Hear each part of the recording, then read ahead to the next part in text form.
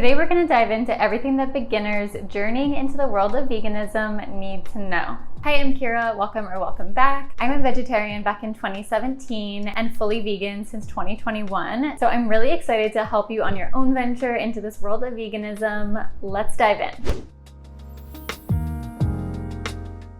Okay, the first thing that you need to know is to start with your why. Now, I know I've said this in some other videos before, but it is so important to really understand why you're doing this. Is it for your own health? Is it for the health of the planet? Is it because of all of the animal cruelty that's going on? Write it down, look at it often. I think it also helps to shift your focus from a negative aspect to a positive aspect. So you're looking to gain more health, you're looking to improve your carbon footprint, you're looking to help animals. Whereas then you're not focused on some things that you're missing out on, like you can't eat chicken or you can't eat beef.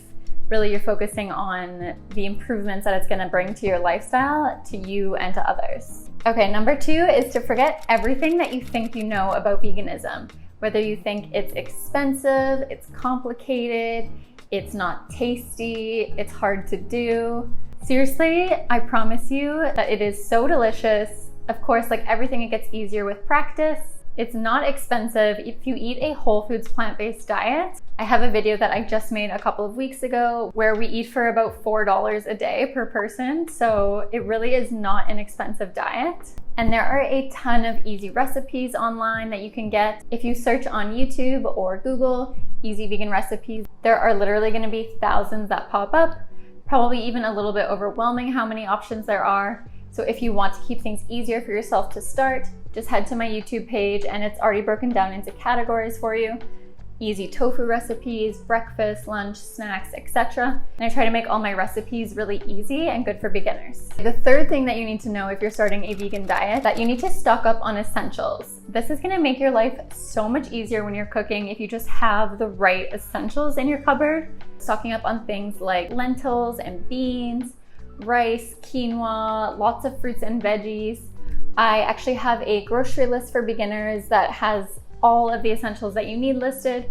So I'll put that down in the description box below. It is completely for free and it even links to some super easy recipes that I make pretty much on a weekly basis. Before we continue with the video, if you're finding this valuable so far, I would love for you to take a second and hit the like button and leave a comment below because it really supports my channel. And if you haven't subscribed yet, definitely go subscribe because I'm uploading a new video every single week. All right, back to the video. Okay, the next tip is to really understand your cravings. So if you're someone that really likes salty foods versus sweet foods, understand that even though you're going in right now with a really healthy mindset, you're still gonna have these cravings. You're still human. We still love, comfort foods and desserts or chips or popcorn or whatever it is. And don't limit yourself to only having vegetables and quinoa and tofu, because you're gonna get really bored really fast.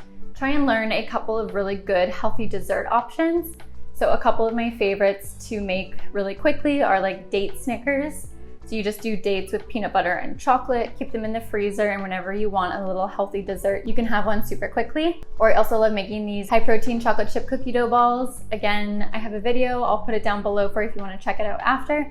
But I think it's really good to just understand what your cravings are and just be prepared for when they hit you. So if you are someone that likes salty foods, don't be afraid to just buy a bag of chips at the store and have it in your house for when that craving hits.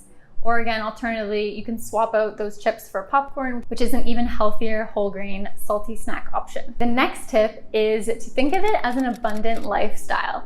Really don't focus on the things that you're missing out on. Think of all the things that you're adding to your lifestyle and to your diet. You're adding a ton of more fruits and veggies that you probably have never had before or you've never had to cook before. You're adding a ton of new legumes and lentils, chickpeas, all these new flavors and textures into your meals. You're gonna learn how to make vegan cheese sauce, which I have an amazing vegan cheese sauce recipe. Again, I'll put it down below for you if you're interested in that. But it is so good to just experiment and have fun with it and focus on all the things that you're gonna learn and have as opposed to the things that you're not gonna be able to eat. The next tip for anyone starting into the vegan lifestyle is to not be afraid of faux meats or mock meats. Especially when you're starting out, these can be really good for transitioning because you're so used to already eating let's say a chicken quesadilla or steak fajitas or whatever it is. So take advantage of all these Beyond Beef and Impossible, Gardein, 365 Whole Foods, like all of these brands that are popping up with vegan alternatives. Make it so easy for people just starting out to swap it. Yes, they're not as healthy as having chickpeas and lentils and beans and tofu, but until you really get used to cooking with those things and learning how to make your own seitan chicken or your own tofu chicken, go for the mock meats. They're much better for the planet and for the animals and for your health than real meat. So don't be afraid of them and really just utilize them, especially when you're first starting out. Really, the reality is that a lot of us don't go vegan because we don't like the taste of meat. Honestly, I've never heard anybody go vegan for that reason.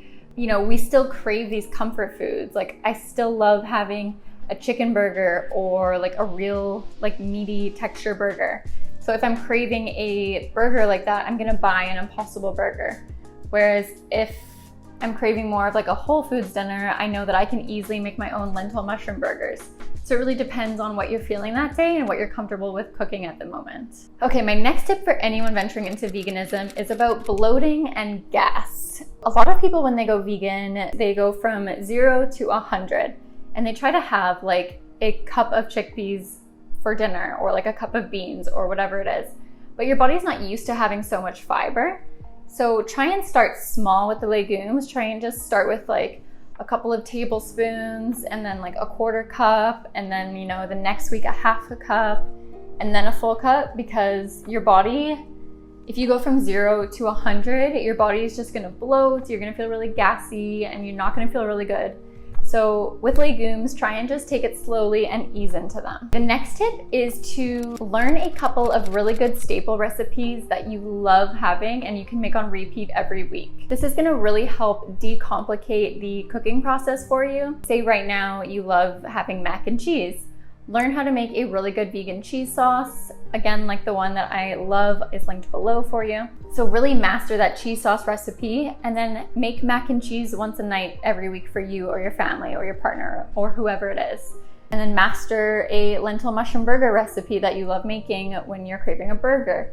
Try and make that once a week. And then once you have a couple of recipes that you absolutely love making, then you can try and experiment with like different things and just learning how to make more recipes, because again, there are so many recipes online, so it can be a little bit overwhelming.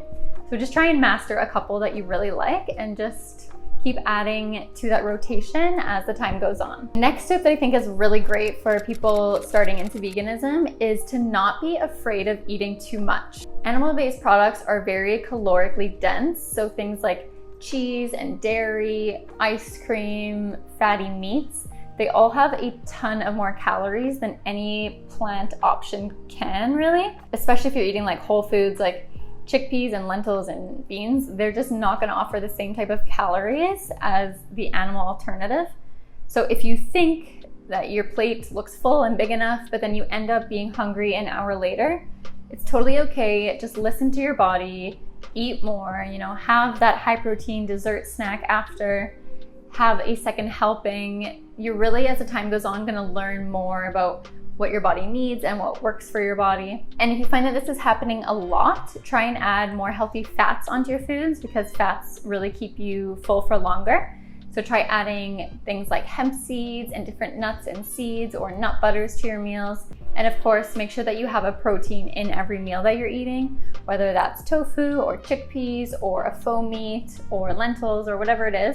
But try and aim to have at least one plant protein in every single meal and a healthy fat in every single meal. Okay, the next tip is, I think, especially important for new vegans because we're all humans and we all mess up sometimes. So if you mess up, or if you have that craving and you give into it, or you just accidentally eat something with milk powder, you know, don't worry about it, don't give up. I think everybody makes mistakes, and just do the best that you can. If you're wanting to learn even more vegan tips for beginners, I have a whole series on life-changing vegan tips for beginners. Go check it out now. I'll put it on the screen here. We'll see you there.